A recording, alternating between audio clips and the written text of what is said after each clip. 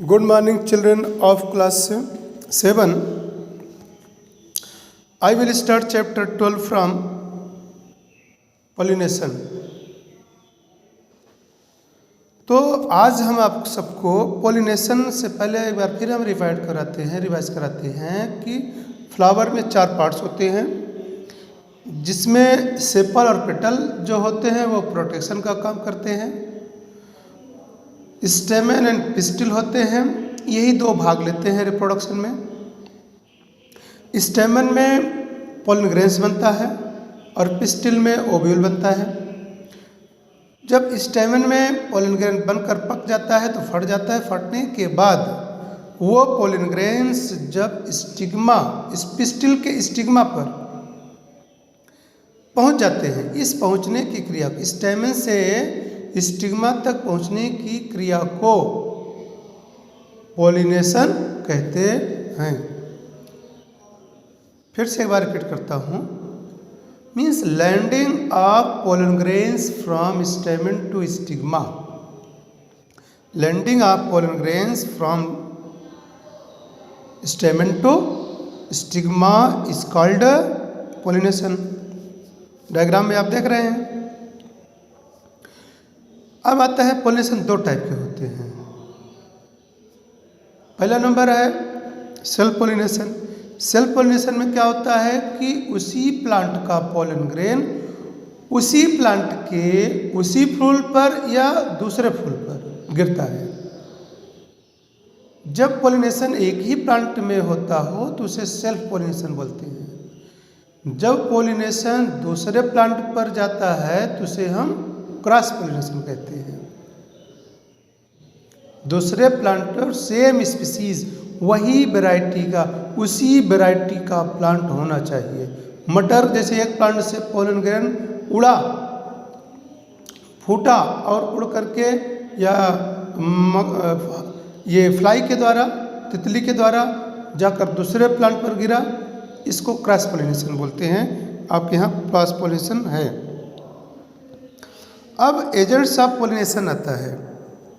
Agents of pollination का मतलब होता है कौन कौन फैक्टर होते हैं जो पोलिनेशन काज करते हैं।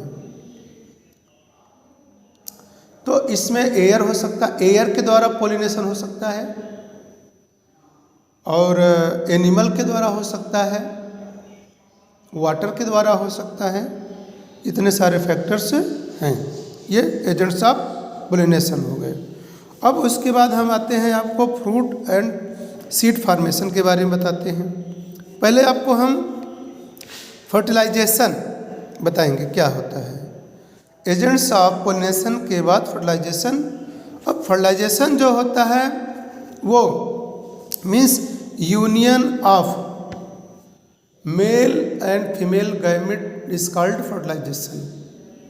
Union of male and female gamete is called fertilisation.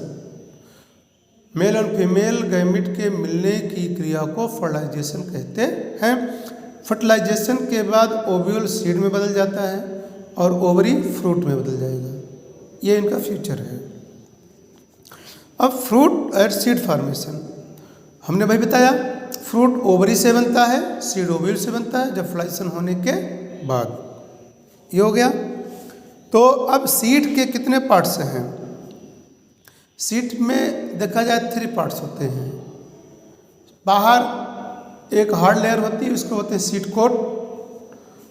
फिर उसके बाद तो कोटिलेडन्स होता है, दाल जिसको बोलते हैं, वो कोटिलेडन है। फिर उनके बीच में एक छोटा सा प्लांट होता है, सैपलिंग होता है, उसे बोलते हैं एम्ब्रियो। ये 3 पार्ट होते हैं। जब सीड फ्रूट से निकल करके बाहर मिट्टी में मिल जाएगा और फेवरेबल कंडीशन आने के बाद उसी सीड के एम्ब्रियो के द्वारा ही डिवीजन होकर के वही एम्ब्रियो न्यू प्लांट में डेवलप होता है। इसी को एम्ब्रियो कहते हैं। अब आता है dispersal of seed. Dispersal of seed. Dispersal of seed में क्या होता है कि बिखरना, scattering of seed from mother plant, mother plant से सीड को दूर तक बिखर जाना, that is called dispersal of seed. जैसे अब ये बहुत सारे एजेंट्स होते हैं। अब ये एजेंट्स जैसे होता है बाई विंड, बाई विंड मतलब हवा के द्वारा। जैसे एक होता है चिलबिल, चिलबिल जब हवा चलती है तो उसका जो फ्रूट होता है दूर दूर तक चला गया, और उसका फ्रूट से फिर जब मिट्टी में मिला, समय आने पर उसी सीड से एक नया प्लांट चिलबिल का दूसरी जगह बन जाता है। इसे बोलते हैं dispersal by wind. Dispersal by water, water में जैसे लिली, लोटस जो एक्वेटिक प्लांट्स होते हैं उनमें डिस्पर्सल बाई वाटर होता है। डिस्पर्सल बाई बर्ड्स होता है, एनिमल के द्वारा होता है। बर्ड, कुछ प्लांट ऐसे होते हैं खा लिए, खाकर उसका सीड भी खा लिए, खाने के बाद दूर चले गए, फिर वो उसको वेस्ट को निकाल दिए, उसमें सीड फिर दूसरी जगह गिर गया, फिर नया प्लांट बन जाता है।